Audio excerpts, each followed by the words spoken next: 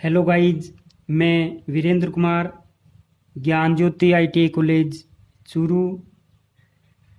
Students, आज हम motor के सिंगल फेज मोटर के अंदर कैपेसिटर इंडक्शन मोटर के बारे में पढ़ेंगे। कैपेसिटर इंडक्शन मोटर आज की हमारी हेडिंग रहेगी, कैपेसिटर इंडक्शन मोटर। तो गाइज स्टार्ट करते हैं कैपेसिटर इंडक्शन मोटर को। सबसे पहले मैं आपको ये बात बता देता हूं कि कैपेसिटर इंडक्शन मोटर मुख्यतः 3 प्रकार की होती है। यानी कैपेसिटर इंडक्शन मोटर यह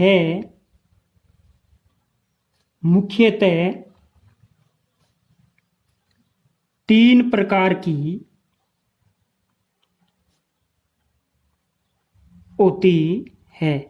यह मुख्यतः 3 प्रकार की होती है। अगर 3 प्रकार में बात करें तो गाइज सबसे पहली हो जाएगी कैपेसिटर स्टार्ट मोटर। कौन सी? कैपेसिटर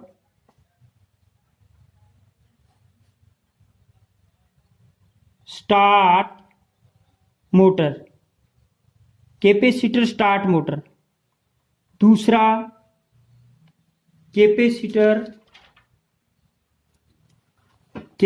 पहला कैपेसिटर स्टार्ट मोटर, दूसरा हो गया स्थायी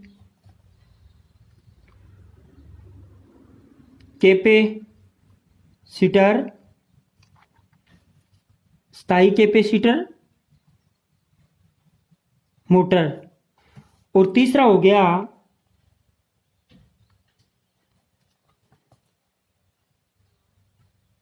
capacitor start capacitor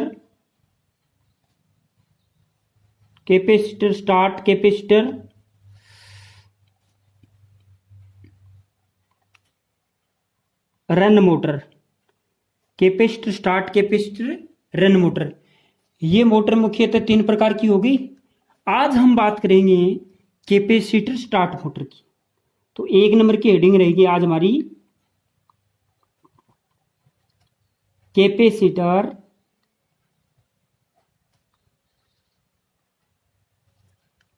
start motor.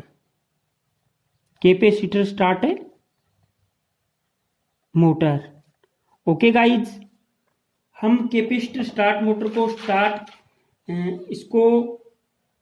Start करने से पहले कैपेसिटर स्टार्ट मोटर की संरचना पढ़ेंगे। और संरचना के अंदर हम सबसे पहले इसका डायग्राम देखते हैं। तो एक्चुअल में क्या होता है कि ये मोटर सिंगल फेज मोटर है और सिंगल फेज मोटर कभी भी सेल्फ स्टार्ट नहीं होती। तो इसमें क्या होता है कि एक फेज की वाइंडिंग को 2 फेज में बदला जाता है और वो बदलने का काम कौन करता है? कैपेसिटर। तभी इस मोटर का नाम कैपेसिटर स्टार्ट मोटर पड़ा है, हालांकि ये सिंगल फेज की मोटर है। तो गाइज हम इसका डायग्राम बना लेते हैं सबसे पहले कैपेसिटर स्टार्ट मोटर का। गाइज आपको पहले ही बता देता हूं कि इस मोटर में 2 वाइंडिंग होती हैं। इस मोटर में 2 वाइंडिंग होती हैं। कैपेसिटर स्टार्ट मोटर में 2 वाइंडिंग होती हैं, एक तो स्टार्टिंग वाइंडिंग और एक रनिंग वाइंडिंग। ओके गाइज, यहां पे एक कैपेसिटर लगा हुआ है और यहां पे एक सेंट्रीफ्यूगल स्विच लगा हुआ होता है। तो गाइज यहां पे ये हमारी स्टार्टिंग वाइंडिंग रहेगी, एक इसमें रनिंग वाइंडिंग होती है। तो मैं रनिंग वाइंडिंग भी जोड़ देता हूं। तो गाइज ये हमारी स्टार्टिंग वाइंडिंग है, ये रनिंग वाइंडिंग है। हम ड्रॉ करेंगे, डायग्राम के अंदर ड्रॉ करेंगे। हमारा ये जो पॉइंट रहेगा, ये जो 2 पॉइंट हैं, वहां पे क्या रहेगी? वहां पे गाइज रहेगी हमारी सिंगल फेज की एसी सप्लाई। क्योंकि सिंगल फेज मोटर है और सिंगल फेज मोटर को सिंगल फेज की सप्लाई हम देते हैं। और ये हमारी रहेगी रनिंग वाइंडिंग, ये रहेगी RUNING, running winding. Running winding को मैं WDG से लिखता हूं, शॉर्ट नाम है ये। और ऊपर देखते हैं ये हमारी रहेगी starting winding, STARTING, starting winding. Okay guys, अब ये बात होगी स्टेटर की। ये जो वाइंडिंग होती हैं दो, स्टार्टिंग वाइंडिंग और running winding. Starting winding motor को स्टार्ट करने के लिए, स्टार्ट करने तक ही जुड़ी रहती है और रनिंग वाइंडिंग मोटर के रनिंग अवस्था में भी जुड़ी रहती है। आपको बता दें गाइज कि ये क्या है, सेंट्रीफ्यूगल स्विच है। ये क्या है, सेंट्रीफ्यूगल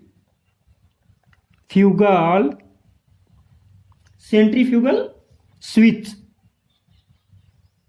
SWTCH, सेंट्रीफ्यूगल स्विच। इसको मैं शॉर्ट में लिखता हूं CFS, centrifugal switch. Okay guys, ये है कैपेसिटर, CAPA, कैपेसिटर। अगर इस कैपेसिटर की वैल्यू आपको पूछ लेता है कोई, तो वो वैल्यू लगभग रहती है 60 माइक्रोफेरेड से 120 माइक्रोफेरेड। 60 माइक्रोफेरेड से 120 माइक्रोफेरेड का एक कैपेसिटर होता है। ये जो स्टार्टिंग वाइंडिंग और रनिंग वाइंडिंग है, ये मोटर के स्टेटर के अंदर होती हैं। तो गाइज, हम इसके अंदर घूमने वाला भाग रोटर होता है, तो मैं यहाँ पे रोटर की संरचना बना देता हूं। यहाँ पे रोटर की संरचना बना देता हूं। और रोटर किस प्रकार का है, रोटर है स्क्वेरल केज प्रकार का रोटर है। इस मोटर के रोटर में किसी भी प्रकार की कोई सप्लाई बाहर से नहीं दी जाती। ये हमारा क्या है, रोटर है गाइज। यहां पे मैं लिख देता हूं, ये क्या है, रोटर। तो डायग्राम बन गया और डायग्राम से थोड़ा अच्छा समझ में आएगा, इसलिए गाइज मैंने यहां पे डायग्राम ड्रॉ कर दिया। और इसके बाद में हम पॉइंट टू पॉइंट पढ़ेंगे। हम चाहे तो इसका फेजर डायग्राम भी बना सकते हैं, हम चाहें तो इसका फेजर डायग्राम भी बना सकते हैं। तो गाइज, क्या होता है कि फेजर डायग्राम की अगर बात करें तो ये वोल्टेज का ग्राफ है, ये वोल्टेज का है। और ये क्या है, रनिंग धारा का है। रनिंग धारा का ये ग्राफ है। ये लगभग रहेगा गाइज 70 डिग्री एंगल का। ओके, और मान लो ये वोल्टेज का है, तो यहां पे मैं क्या करता हूं, यहां पे क्या है, ये वोल्टेज का हो गया। और ये क्या है, IR, रनिंग धारा का है। और एक धारा और होती है, कौन सी, स्टार्टिंग धारा। तो उसका ये डायग्राम हो गया। इसको मैं कर देता हूं यहाँ पे गाइज, थोड़ा सा नीचे नाम लिख देता हूं। ये हो गया IS, स्टार्टिंग धारा, रनिंग धारा, वोल्टेज। और इसके बीच में भी शो कर देता हूं 20 डिग्री। अब अगर इसकी जो एक्चुअल धारा है वो देखें तो वो हो जाएगी गाइज,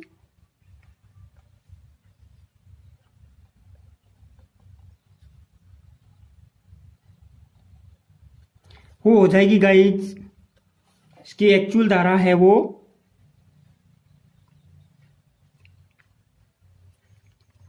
अगर फेजर डायग्राम की अगर बात की जाए तो ये हो जाएगी इसकी I धारा, और ये होगी वोल्टेज, ये होगी स्टार्टिंग धारा और ये होगी रनिंग धारा। यानी स्टार्टिंग धारा और रनिंग धारा का ये वेक्टर योग है, ये जो धारा है ना वो। तो गाइज, इससे फेजर डायग्राम से अच्छा समझ में आएगा कि पहले क्या होता है, रनिंग वाइंडिंग और वोल्टेज के बीच में 70 डिग्री का फेज अंतर होता है।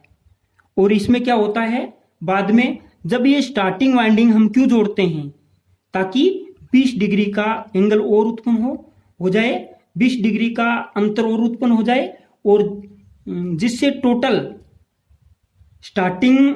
रनिंग धारा और वोल्टेज के बीच में 90 डिग्री का कलांतर उत्पन्न हो जाए। और 90 डिग्री का कलांतर उत्पन्न होने से मोटर में एक घूमने वाला चुंबकीय क्षेत्र स्थापित हो जाता है, यानी थोड़ा टॉर्क लगता है, जिससे मोटर घूम जाती है। यानी सिंगल फेज मोटर कभी सेल्फ स्टार्ट नहीं होती, इनको सेल्फ स्टार्ट बनाया जाता है। कैसे, एक वाइंडिंग को, एक फेज की वाइंडिंग को 2 फेज में बदला जाता है। और जब हम इसके बारे में अब पॉइंट टू पॉइंट पढ़ेंगे, तो आगे पढ़ते हैं गाइज।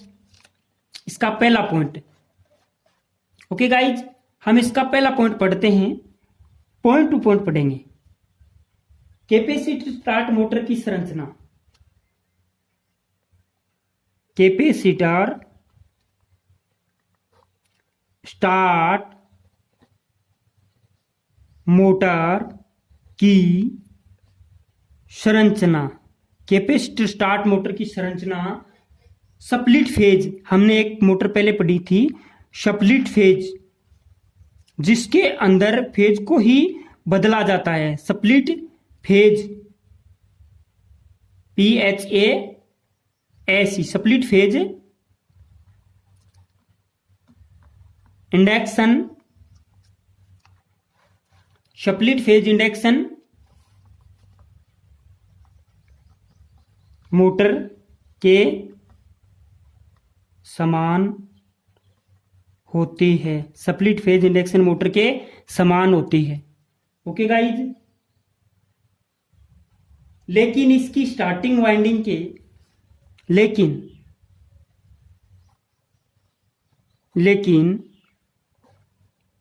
इसकी स्टार्टिंग वाइंडिंग के श्रेणी क्रम में, ये देखो सीरीज में, स्टार्टिंग वाइंडिंग के श्रेणी क्रम में, स्टार्टिंग वाइंडिंग के श्रेणी क्रम में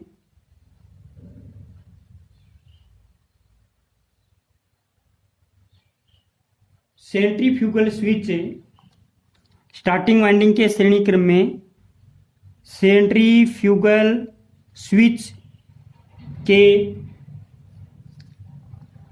साथ, सेंट्रीफ्यूगल स्विच के साथ 60 माइक्रोफेरेड से 120 माइक्रोफेरेड का कैपेसिटर या संधारित्र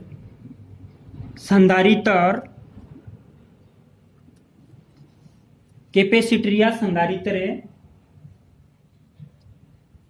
संयोजित किया जाता है। संधारित्र संयोजित किया जाता है। संधारित्र संयोजित किया जाता है। ओके गाइज, ये जो डायग्राम है, इस डायग्राम को आपको ध्यान में रखना है। ये डायग्राम है कैपेसिटर स्टार्ट मोटर का, जिसमें एक कैपेसिटर लगा हुआ है, उसकी वैल्यू है 60 माइक्रोफेरेड से 120 माइक्रोफेरेड। और ये स्टेटर के अंदर वाइंडिंग होती है, स्टार्टिंग वाइंडिंग और रनिंग वाइंडिंग। ओके गाइज, इसकी संरचना बिल्कुल same split phase induction motor के समान होती है, लेकिन इसमें कैपेसिटर लगा होता है, और वो भी सेंट्रीफ्यूगल स्विच के साथ। तो गाइज, हम इसका दूसरा पॉइंट पढ़ते हैं। अगला पॉइंट 2 नंबर। ओके गाइज, ध्यान से देखिएगा, और डायग्राम के अकॉर्डिंग ही मैं थ्योरी बना रहा हूं। संधारित्र के संयोजन से, स्टार्टिंग वाइंडिंग में संधारित्र के संयोजन से, संधारित्र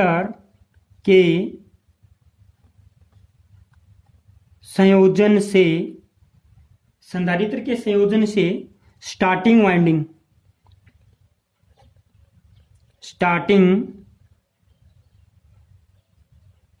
वाइंडिंग, स्टार्टिंग वाइंडिंग में धारा विभव से या वोल्टेज से, धारा विभव से 20 डिग्री के कोण पर, 20 डिग्री के कोण पर, धारा विभव से 20 डिग्री के कोण पर आगे हो जाती है, 20 डिग्री के कोण पर आगे हो जाती है, आगे हो जाती है, जिससे स्टार्टिंग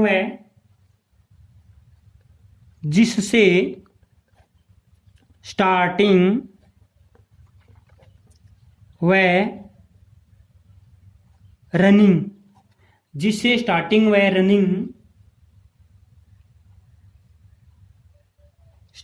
रनिंग वाइंडिंग, स्टार्टिंग व रनिंग वाइंडिंग की, ये देखो ये स्टार्टिंग वाइंडिंग है, ये रनिंग वाइंडिंग है, तो ये स्टार्टिंग वाइंडिंग की धारा है, ये रनिंग वाइंडिंग की धारा है। स्टार्टिंग व रनिंग वाइंडिंग की धारा आई आर, यानी आर क्या है, रनिंग वाइंडिंग की धारा, आई धारा, स्टार्टिंग व रनिंग वाइंडिंग की धारा, स्टार्टिंग व रनिंग वाइंडिंग की धारा में लगभग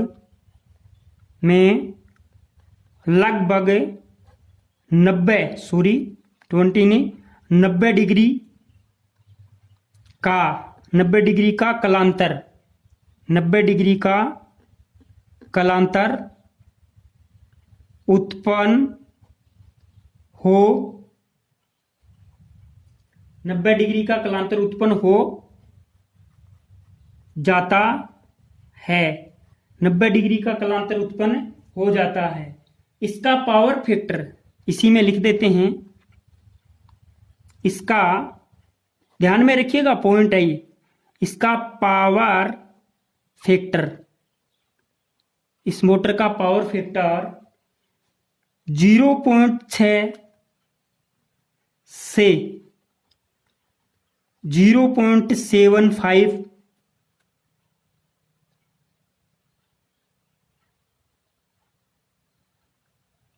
होता है। इसका पावर फैक्टर 0.6 से 0.75 पे होता है। पावर फैक्टर का गाइज कोई मात्रक नहीं होता, तो इसका पावर फैक्टर है वो कितना होता है, 0.6 से 0.75 होता है। ओके गाइज, आगे हम बात करते हैं अगले पॉइंट की। तो अगला पॉइंट रहेगा गाइज 3 नंबर का। 3 नंबर के पॉइंट में हम बात करते हैं, 3 नंबर के पॉइंट में हम बात करते हैं जिससे मोटर में, जिससे मोटर में अच्छा स्टार्टिंग टॉर्क, जिससे मोटर में अच्छा स्टार्टिंग टॉर्क उत्पन्न होता है, जिससे मोटर में अच्छा स्टार्टिंग टॉर्क उत्पन्न होता है। स्टार्टिंग के समय 4 नंबर पॉइंट है, स्टार्टिंग के समय रनिंग वाइंडिंग में, रनिंग वाइंडिंग में प्रवाहित धारा, रनिंग वाइंडिंग में प्रवाहित धारा आरोपित विभव से, प्रवाहित धारा आरोपित आरोपित विभव से 70 डिग्री के कोण पर 70 डिग्री के कोण पर 70 डिग्री के कोण पर पिछड़ जाती है। ये देखो गाइज, वोल्टेज से रनिंग धारा 70 डिग्री के कोण पर पिछड़ जाती है, यानी पीछे रहती है वोल्टेज से। विद्युत धारा के पिछड़ेपन, विद्युत धारा के पिछड़ेपन, विद्युत धारा के पिछड़ेपन का कोण, पिछड़ेपन का कोण रनिंग, पिछड़ेपन का कोण रनिंग वाइंडिंग के, रनिंग वाइंडिंग के प्रतिरोध, रनिंग वाइंडिंग के प्रतिरोध व प्रतिघात, रनिंग वाइंडिंग के प्रतिरोध व प्रतिघात,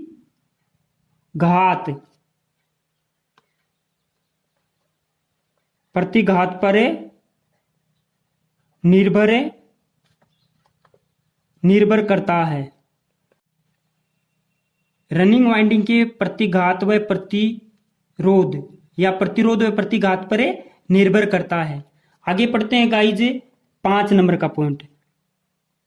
5 नंबर के पॉइंट में इसमें इलेक्ट्रोलाइटिक, ये जो कैपेसिटर स्टार्ट मोटर है, इस मोटर में कोई पूछ ले कि कौन सा कैपेसिटर, कैपेसिटर के भी प्रकार होते हैं, माइका कैपेसिटर, इलेक्ट्रोलाइटिक कैपेसिटर, तो इसमें कौन सा कैपेसिटर काम में लिया जाता है, इसमें या इस मोटर में?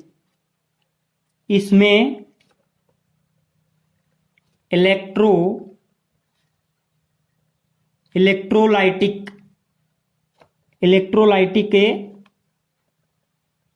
कैपेसिटर,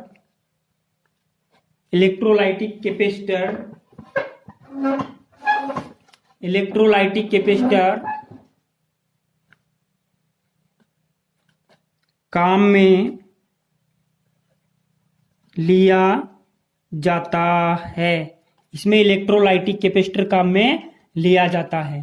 ओके गाइज, हम आगे बात करते हैं यूज किसका, कैपेसिटर स्टार्ट मोटर का। तो इसका यूज कहां करते हैं, अगला पॉइंट रहेगा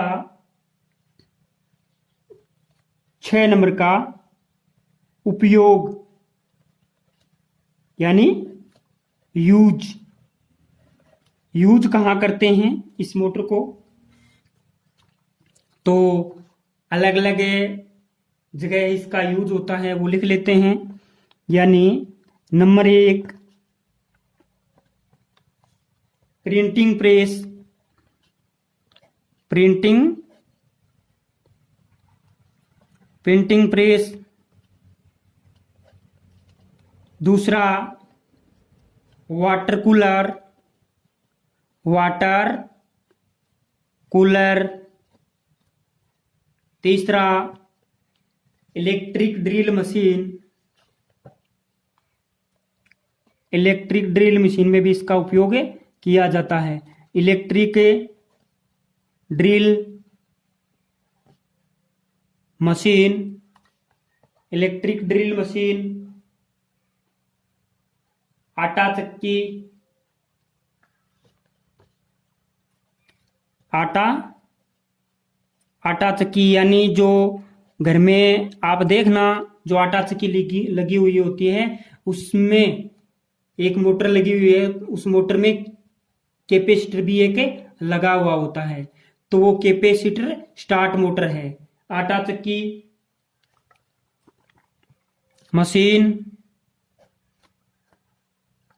पहला, दूसरा, तीसरा उपयोग। और 4 नंबर और 5 number coil winding,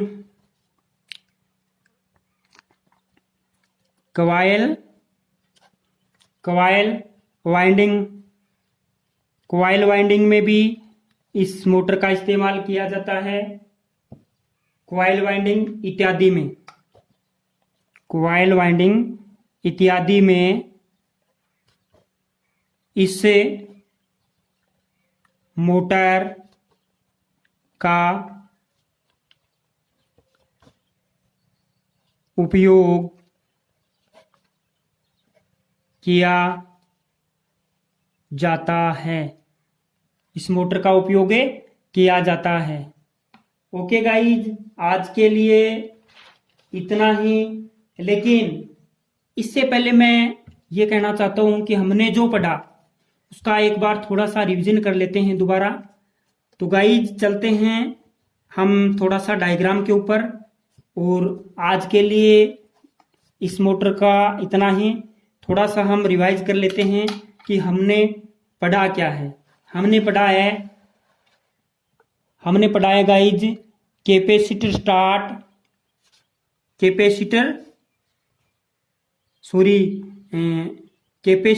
motor, capacitor induction motor के बारे में हमने पढ़ा है। तो ये मोटर मुख्यतः 3 प्रकार की होती है, capacitor start, capacitor run motor और capacitor start capacitor run motor. Capacitor start motor, स्थायी capacitor motor, capacitor start capacitor run motor. तो गाइज हमने पहली मोटर के बारे में आज पढ़ा है, capacitor start motor. Capacitor start motor के अंदर हमने संरचना पढ़ी। संरचना के अंदर सबसे पहले डायग्राम, यानी डायग्राम के अंदर क्या है, एक रोटर है और ये स्टेटर है। जो स्थिर रहता है वो स्टेटर है।